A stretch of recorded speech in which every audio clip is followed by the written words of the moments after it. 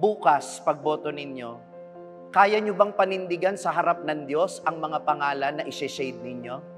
Masasabi nyo ba sa harap ng Panginoon na kaya ninyong panagutan at hindi nyo ikahihiya sa pagharap ninyo sa Kanya balang araw na yung mga binoto ninyo ay talaga bang nakatulong sa taong bayan?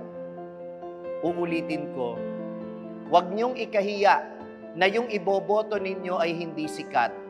Huwag ninyong ikahiya na baka matalo naman yung iboboto ninyo kung alam ninyong karapat-dapat yung iboboto ninyo.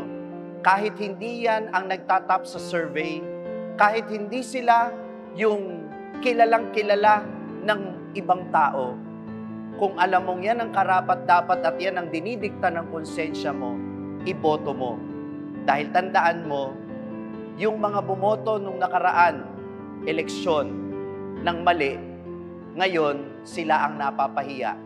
Dahil palaging nasa huli ang pagsisisi.